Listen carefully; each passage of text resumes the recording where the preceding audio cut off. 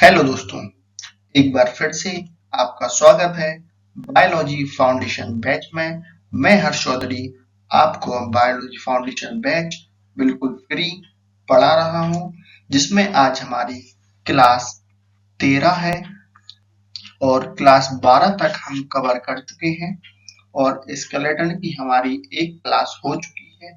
आज हमारी स्केलेटन की सेकंड क्लास है और सेल टॉपिक हमारा खत्म हो चुका है बायोलॉजी फाउंडेशन बैच में। तो आपने अगर सेल नहीं पढ़ा है, सेल यानी कोशिका नहीं पढ़ी है, तो आप जाके वो पढ़ सकते हैं। डिस्क्रिप्शन में आपको प्लेलिस्ट लिंक मिल जाएगी।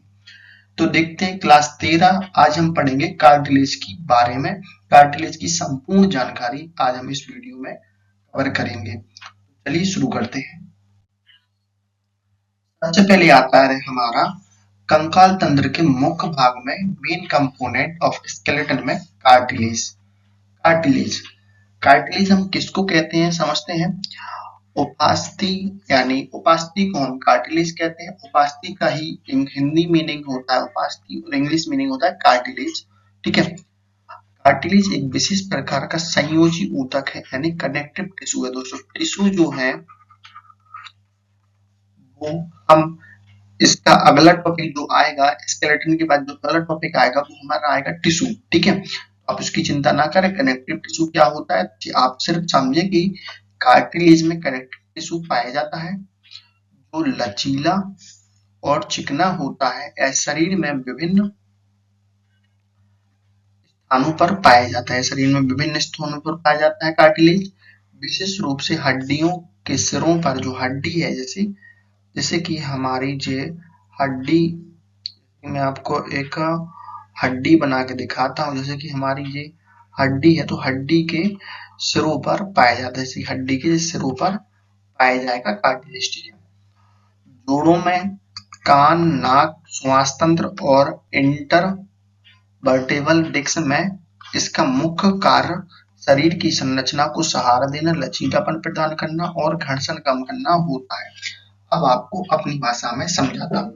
कार्टिलेज कहाँ पाया जाता है? जैसे कि आप हाथ पैर मोड़ते हैं, ठीक है, उंगलियां मोड़ते हैं, गर्दन घुमाते हैं, पाँव से चलते हैं, कमर हिलाते हैं, बैठते हैं, उठते हैं। जो भी हड्डी मूवमेंट करती है, जॉइंट हमारे शरीर में जहां जहां है सभी जगह आपको कार्टिलेज मिलेगा। और आपके कान जो है वो कार्टिलेज का बना होता है। आप उसको कैसे भी मोड़ सकते हैं, आप उसको चपटा करें, दबाएं तो वो टूटता नहीं है। ठीक है, वो कार्टिलेज का बना होता है। नाक जो है हमारी वो कार्टिलेज से बनी होती है। श्वसन तंत्र जो होते हैं वो कार्टिलेज से बने होते हैं। ठीक है, आप कार्टिलेज को थोड़ा सा बेसिक समझ चुके होंगे। चलिए हम इसको आगे समझते हैं। उपास्थि यानी कार्टिलेज की परिभाषा। उपास्थि एक अर्ध कठोर यानी कि सेमी रिजिड लेकिन लचीला ऊतक है, जो यानी कि बिल्कुल कठोर नहीं है, हड्डी के जैसा कठोर नहीं है और हमारे मसल्स जैसा सॉफ्ट भी नहीं है। ये मतलब उनके बीच का होता है कार्टिलेज, जो हड्डियों की तुलना में अधिक लचीला होता है लेकिन मांसपेशियों से अधिक कठोर है। मैंने आपको बताया जो हड्डियों से अधिक लचीला होता है, हड्डी से हमारी कठोर होती है, उससे बहुत ज्यादा लचीला होता है लेकिन मांसपेशियों से कठोर होता है। यह घर्षण को कम करने में और संचारात्मक समर्थन प्रदान करने में कार्य करता है। यानी कि कार्य होता है जैसे कि आप घुटनों को बार बार, जैसे आप चलते हैं, पैदल चलते हैं, हाथ से मेहनत करते हैं, जो हाथ की ट्योनी होती है, घुटने का पटेला में जो भाग होता है वहां पर कार्टिलेज भरपूर मात्रा में पाया जाता है। जो आपको मूवमेंट करते हैं तो आप वहां पर कोई घर्षण पैदा नहीं होता है, उसको घर्षण को कम करता है। जैसे कि आप जैसे एक एग्जांपल में, जैसे आप गाड़ी में आप ग्रीस लगा देते हैं ना, जैसे कहीं कहीं जहां पर जैसे आप स्टैंड बार बार खोलते हैं, लगाते हैं, स्टैंड आप खोलते हैं, ब्रेक लगाते हैं गाड़ी में, जैसे ब्रेक लगाते हैं तो ब्रेक में जैसे आप ग्रीस लगा देते हैं, ऐसे ही हमारे सभी जॉइंट्स में ग्रीस लगा हुआ है। उस ग्रीस को हम कहते हैं कार्टिलेज। ठीक है, और मुख्य विशेषता है इसमें कार्टिलेज में रक्त वाहिकाओं यानी ब्लड वेसल्स और तंत्रिकाओं यानी नर्वस से रहित होती हैं। पॉइंट है, इसे पोषण आसपास के ऊतकों, फैलाव यानी डिफ्यूजन द्वारा प्राप्त होता है। यह शरीर में विभिन्न प्रकार की संरचनाओं को स्वायत्त और लचीलापन प्रदान करता है। बहुत ही बेसिक बातें जो कही गई हैं, फिर मेन बात जो यहाँ पर कही गई है आईएमपी बात समझ चुके होंगे। उपास्थि की परिभाषा, उपास्थि कहाँ कहाँ होता है, ये आप इतना समझ चुके होंगे। अब हम समझते हैं उपास्थि में इसके आगे। अब आता है हमारा उपास्थि का स्ट्रक्चर ऑफ कार्टिलेज। कार्टिलेज का स्ट्रक्चर, उपास्थि कोशिकाएं यानी कॉन्ड्रोसाइट। कॉन्ड्रोसाइट आता है सबसे पहले नंबर पर। कॉन्ड्रोसाइट विशेष प्रकार की कोशिकाएं होती है, विशेष प्रकार की कोशिकाएं होती हैं जो उपास्थि का निर्माण और रख रखाव करती हैं। जो विशेष प्रकार की कोशिकाएं होती हैं, कोशिका चैप्टर हम देखो लास्ट जो हमने फर्स्ट चैप्टर पढ़ा वो हमने कोशिका पढ़ा था, तो आप वहां पर कोशिका को बहुत डिटेल में समझ सकते हैं। अभी हम सब पढ़ रहे हैं कार्टिलेज, तो मैं आपको उतना ही बताऊंगा जितना आपके लिए जरूरी है अभी इस टॉपिक में। दूसरा पॉइंट है, एक कोशिकाएं एक जेल जैसे पदार्थ मैट्रिक्स के अंदर स्थित होती हैं। अब देखते हैं हम आपको, इस जो आपको पिक्चर दिख रही है, जो पिक्चर दिख रही है, इसमें एक छोटा सा भाग, इतना छोटा सा भाग को ही जो बड़ा करके दिखाया है, तो उसके अंदर जो कोशिकाएं होती हैं, ठीक है, और कुछ नहीं। कॉन्ड्रोसाइट जी, इस इतना छोटा सा भाग को हमने बड़ा करके जो दिखाया है, इसको ही हम कहते हैं कॉन्ड्रोसाइट, ठीक है, और कुछ नहीं है, ठीक है। अब हम इसको आगे समझेंगे बहुत डिटेल में, उसकी चिंता ना करें।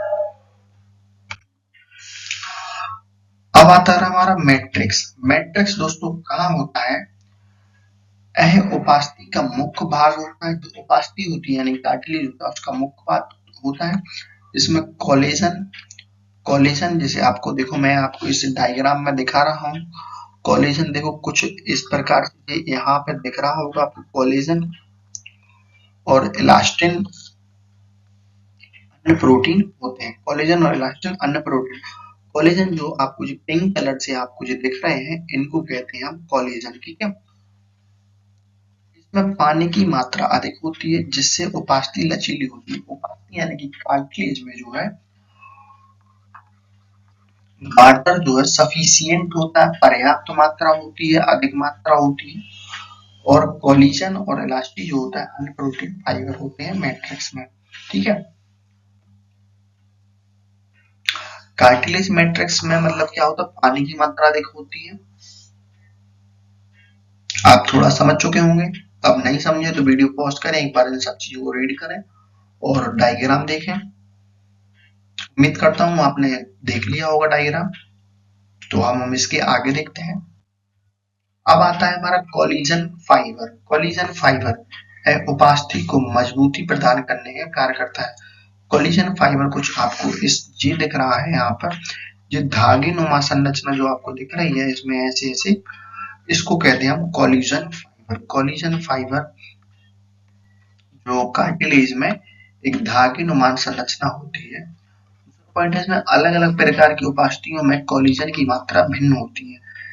जितनी उपास्थि होगी, जैसी उपास्थि होगी, वैसी कोलिजन यानी कि जो फाइबर्स की मात्रा, कोलिजन फाइबर की मात्रा अधिक होती। अब देखते हैं इलास्टिक फाइबर। ये उपास्थियों को लचीलापन देता है, जिससे मुड़े और झुके होते हैं, मुड़ और झुक सकते हैं। जो आपको इस पिक्चर में आपको पिंक जे वाली पिक्चर में आपको आगे नुमा संरचना दिख रही है चारों तरफ, और इसमें भी आपको आपको पॉइंट में बता दीजिए, धागे नुमा संरचना दिख रही है चारों तरफ, कहते हैं हम इलास्टिक फाइबर। विशेष रूप से लचीली उपास्थि इलास्टिक कार्टिलेज, इसकी मात्रा अधिक होती है।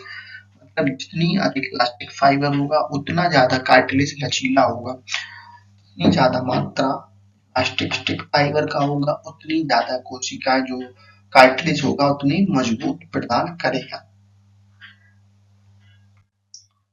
अब आता है हमारा पेरिकॉन्ड्रियम। पेरिकॉन्ड्रियम कहाँ होता है दोस्तों, पेरिकॉन्ड्रियम कहाँ होता है, एक झिल्ली होती है जो कुछ प्रकार की उपास्थियों को घेरती है, और उसे पोषण प्रदान करती है। एक झिल्ली हो, जैसे आपको ग्रीन कलर की आपको इसमें एक झिल्ली दिख रही होगी। आप कहो तो मैं इसको और डार्क कर देता हूँ। जो ग्रीन कलर की आपको एक झिल्ली बनी होती है कार्टिलेज में, ठीक है। यह नई उपास्थि के निर्माण में सहायक होती है। झिल्ली बन जाती है, इसको एक नई उपास्थि को कार्टिलेज को बनाने में सहायता प्रदान करती है। बहुत बेसिक सी बात है। चलिए हम इसके आगे देखते हैं। अब आता है हमारा उपास्थि के थोड़े आयन की बात हो जाती है। टाइप ऑफ कार्टिलेज 3 प्रकार के होते हैं हमारे, एक हाइलीन, इलास्टिक और फेब्रो, ठीक है। 3 प्रकार के होते हैं। पहले हम देखते हैं, सबसे पहले नंबर पर आता है हाइलाइन। हाइलाइन कार्टिलेज सबसे सामान्य प्रकार की उपास्थि है। यह चिकनी और चमकदार होती है। चिकनी चमकदार का मतलब है, आपको जो एग्जांपल में आपको सबसे पहले जो हाइलीन कार्टिलेज दिख रहा होगा, यह सबसे ऊपरी भाग में होता है और सबसे चमकीला होता है, जिससे जोड़ों में घर्षण को कम करने का कार्य करता है। यानी कि जो जोड़े होते हैं, जैसे कि हमारा घुटने का जो जॉइंट है, जो बार बार मूवमेंट करता है, उसको जो घर्षण होता है तो उसको कम करने का काम करता है, घर्षण को। पॉइंट इसमें भ्रूण फीटस के कंकाल का मुख्य घटक है, जो बाद में हड्डियों में परिवर्तित हो जाता है। जो बच्चे होते हैं उनमें यह मुख्य घटक होता है हाइलाइन कार्टिलेज, और बाद में यह हड्डियों में परिवर्तन हो जाता है विकसित होने के साथ साथ। हाइलाइन बहुत सिंपल सी बात हो जाती है। अब हम समझते हैं इलास्टिक कार्टिलेज। हाइलीन की हम थोड़ी सी इंपॉर्टेंट बात और समझते हैं उसके आगे। हाइलीन में दोस्तों स्थान जोड़ों में होता है, पसलियों यानी रिब्स में होता है, नोज में होता है, ट्रेकिया में होता है और लैरिंग्स में होता है। जो लैरिंग्स और फेरिंग्स, जो ट्रेकिया है, इनको हम आगे चल के बहुत अच्छे से समझेंगे। अभी आप जॉइंट, रिब्स, ट्रेकिया, लैरिंग्स में पाया जाता है कार्टिलेज, हाइलीन कार्टिलेज। आपको एग्जांपल में देखा 1 2 3 4 5 जो आपको इसमें दिखाई दे रहा होगा, जोड़ों में पाया जाता है, रिब्स में पाया जाता है, नोज में पाया जाता है, ट्रेकिया में पाया जाता है, लेरिंग्स में पाया जाता है। कौन? Hyaline cartilage. हाइलीन कार्टिलेज कहाँ पाया जाता है? मेरे साथ दोहराएं। जोड़ों में पाया जाता है, जॉइंट्स में पाया जाता है, रिब्स में पाया जाता है, नोज में पाया जाता है, ट्रेकिया में पाया जाता है और लेरिंग्स में पाया जाता है। ना समझ चुके होंगे, चलिए हम इसको आगे देखते हैं। अब आता है हमारा हाइलीन कार्टिलेज के कार्य। जोड़ों में हड्डियों के सिरों को घर्षण बचाता, मतलब कि जी घर्षण से बचाता है। जैसे कि हमारा जो पाँव की जो मूवमेंट हमारे शरीर में सबसे ज्यादा होती है, जैसे कि आप चलने में पाँव की मूवमेंट हमारी सबसे ज्यादा होती है, और शोल्डर की, जब चलते हैं तो आपके हाथ भी उसी दिशा में हिलते हैं, मूवमेंट करते हैं, तो उनको घर्षण को कम करता है। शरीर के विभिन्न भागों को सहारा देता है। जो हाइलीन कार्टिलेज है, जो शरीर के विभिन्न भागों को क्या करता है? सहारा प्रदान करता है। पॉइंट है, श्वसन प्रणाली को खुला बनाए रखता है, यानी कि जो ट्रेकिया और लैरिंग्स में पाया जाता है कार्टिलेज, वो श्वसन प्रणाली को खुला बनाए रखता है। यानी कि अगर वो कार्टिलेज कम हो जाए तो वो ट्रेकिया आपस में चिपक जाएगा। आपको इस एग्जांपल में दिख रहा होगा, ट्रेकिया में कार्टिलेज होता है, हाइलीन कार्टिलेज होता है। कार्य में आपने क्या देखा? जी घर्षण कम करता है, विभिन्न अंगों को सहारा देता है, श्वसन प्रणाली को खुला बनाए रखता है, ठीक है। हाइलीन के बाद अब दूसरा देखते हैं हम। दूसरा आता है इलास्टिक कार्टिलेज यानी लचीला उपास्थि। लचीला उपास्थि जो हमारा दूसरे नंबर पर आता है, जी यहाँ पर भी आपको दूसरे नंबर पर दिखाई देगा। पहला पॉइंट इसमें इलास्टिक फाइबर अधिक मात्रा में होते हैं। इसमें इलास्टिक फाइबर अधिक मात्रा में होते हैं, जिससे यह अधिक लचीली होती है। जो आपको बीच वाले हिस्से में आपको दिखेगी है,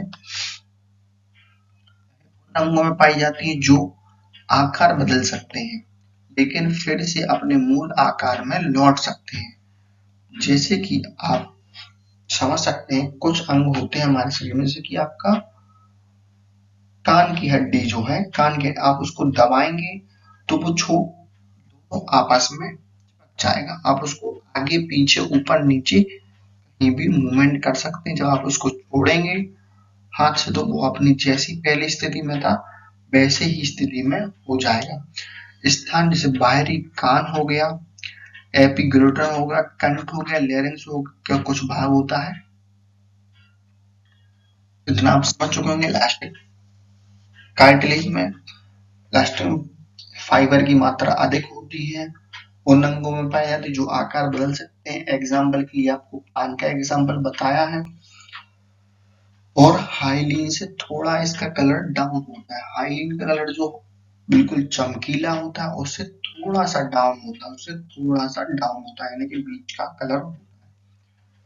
ठीक है, अब हम इसको आगे देखते हैं। कार्य, इलास्टिक कार्टिलेज के कार्य जो है अंगों को लचीलापन प्रदान करता है, कंपन और ध्वनि तरंगों को नियंत्रण करता है। जैसे कि की हड्डी कार्टिलेज है वो कुछ ऐसे घुमावदार तरीकों में होती है अंदर तक कि आप अगर ध्वनि आपके कान तक बिल्कुल अगर सीधी चली जाएगी, बिल्कुल सीधा होगा तो आपके कान का पर्दा फट सकता है। इसलिए आपको कान की जो वो है स्ट्रक्चर कुछ इस प्रकार से बनाया जाता है ताकि आपको ध्वनि बिल्कुल एक ऊपर नीचे घर्षण करती हुई अंदर जाए, इससे आपका में कोई हानि ना पहुंचे। इलास्टिक कार्टिलेज हमारा हो चुका है। इसके बाद हम अगला पढ़ेंगे फेब्रो कार्टिलेज। अब हम देखते हैं दोस्तों फेब्रो कार्टिलेज लास्ट में आता है। ऐसा सबसे मजबूत प्रकार की उपाधि होती है। दूसरा पॉइंट, इसमें कोलेजन फाइबर अधिक मात्रा में होता है, अधिक टिकाऊ और सहनशील होता है, भारी दबाव और झटकों को सहन कर सकता है। जो कार्टिलेज होता है वो भारी दबाव और झटके को सहन कर सकता है और इसका जो कलर होता है वो सबसे ज्यादा डाउन होता है। हाइलिन कार्टिलेज हुआ या इलास्टिक कार्टिलेज हुआ या फेब्रो कार्टिलेज हुआ, तीनों में सबसे डाउन होता है फेब्रो कार्टिलेज। सबसे डाउन यानी कि सबसे डाउन कलर होता है। जो डाउन कलर की बात करें हम तो सबसे चमकीला कलर होता है हाइलिन कार्टिलेज का, और सबसे डाउन कलर जो होता है वो फेब्रो कार्टिलेज का। फेब्रो कार्टिलेज का स्थान जो है रीढ़ की हड्डी के बीच में, रीढ़ की हड्डी के बीच में होता है। घुटने का मिनिक्स होता है, कूल्हे और कंधे के जोड़े जोड़े होते हैं। कार्य जो है झटकों को अवशोषित करता है, हड्डियों के जोड़ों को स्थिरता प्रदान करता है। हड्डियों के जो जोड़े होते हैं, जोड़े यानी जॉइंट जो होते हैं उनको स्थिरता यानी स्टेबिलिटी प्रदान करता है फेब्रो कार्टिलेज। आप इतना समझ चुके होंगे फेब्रो कार्टिलेज में। कार्टिलेज के टाइप हमारे खत्म हो चुके हैं। कार्टिलेज के जो हमारे टाइप के थ्री वो हमारे खत्म हो चुके हैं। अब हम उसके आगे समझते हैं कार्टिलेज को। अब हम समझते हैं कार्टिलेज के फंक्शन। पहला पॉइंट है हमारा जोड़ों की सुरक्षा। जो जोड़े होते हैं हमारे यानी जॉइंट्स होते हैं, जो जॉइंट्स होते हैं उनको क्या करता है, सुरक्षा प्रदान करता है। हड्डियों के सिरों पर मौजूद होता है, हड्डियों के सिरों पर मौजूद होता है जो घर्षण को कम करता है, जोड़ों की सुचारू रूप से कार्य करने के में, यानी कि जब जोड़ों पे कार्टिलेज होता है तो जोड़े आपस में जो घर्षण करते हैं मदद करता है और आसानी से कार्य करने में सहायता प्रदान करता है। दूसरा पॉइंट है हमारा इसमें लचीलापन प्रदान करता है, जैसे कि कान नाक श्वसन प्रणाली को आवश्यक लचीलापन और आकार प्रदान करता है। कि हमारा कान है, नाक है, श्वसन प्रणाली है यानी कि लेरिंक्स टेरकिया है, वहां पर जो कार्टिलेज होता है वो उसको लचीलापन प्रदान करता है। तीसरा पॉइंट है शरीर को सहारा देता है, यानी कि विभिन्न संरचनाओं को सहारा देकर उन्हें टिकाऊ बनाता है। जो स्केलेटल सिस्टम होता है उसमें कई जगह ऐसी जगह कार्टिलेज पाया जाता है, जैसे कि हमारा बैकबोन में कार्टिलेज पाया जाता है जो हमारे शरीर को स्टेबल बनाने में कार्य करता है। पॉइंट है हमारा आघात अवशोषण, झटकों को अवशोषित करता है और हड्डियों को क्षति से बचाता है। जैसे कि आप छत से खून जाए तो आपको पहले कार्टिलेज डैमेज होगा, अगर कार्टिलेज उस भार को सह जाता है तो आपका हड्डी पे कोई प्रेशर नहीं पड़ेगा और आपकी हड्डी फ्रैक्चर नहीं होगी। ठीक है, अगर कार्टिलेज उस भार को नहीं सह पाता है उसके बाद ही आपकी हड्डी फ्रैक्चर हो सकती है। फिफ्थ नंबर पर पॉइंट है हमारा हड्डी निर्माण में सहायक। भ्रूण अवस्था में अधिकांश हड्डियां पहले उपास्थि के रूप में विकसित होती हैं, बाद में हड्डियों बदल जाती है। जो भ्रूण निर्माण यानी कि जो बेबी होता है, बेबी यानी कि चिल्ड्रन होता है, जो छोटा बच्चा होता है उसकी जो अधिकतर हड्डी होती है, अधिकतर शरीर की हड्डी होती है वो कार्टिलेज की बनी होती है। हड्डी होती है वो कार्टिलेज की बनी होती है। बिल्कुल आपसे आपने छोटे बच्चों को देखा होगा, उसका हाथ पैर सिर गर्दन सब कुछ बिल्कुल सॉफ्ट होता है। आप जहाँ कहीं भी मुड़ जाता है उसका हाथ पैर, तो वो सब किसका बना होता है? कार्टिलेज का बना होता है। वही धीरे धीरे उसकी वृद्धि के साथ साथ जो कार्टिलेज का बना हुई है चीजें, वो धीरे धीरे बोन्स में परिवर्तन होता जाता है। आप उपास्थियों के फंक्शन समझ चुके होंगे, चलिए हम आगे देखते हैं। अब देखते हैं उपास्थियों की विशेषताएं। कैरेक्टरिस्टिक ऑफ कार्टिलेज रक्त वाहिकाओं और तंत्रिकाओं में रहित होती है, यानी कि रक्त वाहिकाओं में होती है, इसलिए इसका पुनर्निर्माण धीमा होता है। लचीली होती है लेकिन बहुत अधिक दबाव सहन कर सकती है। जो कार्टिलेज होती है बहुत लचीली होती है और अधिक दबाव सहन कर सकती है। तीसरा पॉइंट है शरीर के विभिन्न अंगों को आकार और मजबूती प्रदान करती है। जो शरीर के विभिन्न अंग हैं हमारे, जो उनको आकार प्रदान करती है और मजबूती प्रदान करती है। जैसे कि आप अभी तक अपनी क्लास में मैंने सिर्फ इतना ही बताया है। पॉइंट है शॉक अब्सोर्बर की तरह कार्य करती है। ये तो दोस्तों जाने क्या पॉइंट आ गया, शॉक अब्सोर्बर की तरह कार्य करती है। ये दोस्तों मुझे ही नहीं पता है शॉक अब्सोर्बर क्या होता है। मैं एक सेकंड आपको मैं सर्च करके ही देख लेता हूँ शॉक अब्सोर्बर क्या होता है।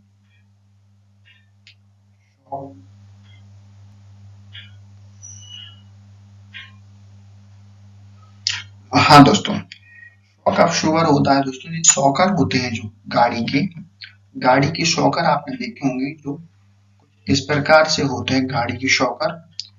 उस गाड़ी के जो शॉकर होते हैं इस प्रकार से, वैसे ही दोस्तों जो दोनों हड्डियों के बीच में जैसे कि पांव की जो पटेला हड्डी है, ऊपर की फीमर और नीचे की टिबिया जो हड्डी होती है, उन दोनों के बीच में रहता है शॉक अब्सोर्बर की तरह। जो भारी झटका जो होता है, जैसे कि आप दौड़ते हैं या फिर आप कहीं से कूदते हैं, उसमें शॉक अब्सोर्बर की तरह उसमें कार्य करती है। ठीक है, अगर आपको वीडियो पसंद आए तो चैनल को सब्सक्राइब जरूर करें। हमारी क्लास यहाँ खत्म हो चुकी है और ऐसे ही हमारा फाउंडेशन बैच चलता रहेगा। आपका सपोर्ट बहुत जरूरी है पूरा फाउंडेशन बैच खत्म करने के लिए। ऐसे ही हम और सब्जेक्ट के फाउंडेशन बैच लाते रहेंगे हमारे चैनल पर, तो आप बने रहें, देखते रहें लव स्टडी। धन्यवाद, मिलते हैं नेक्स्ट क्लास।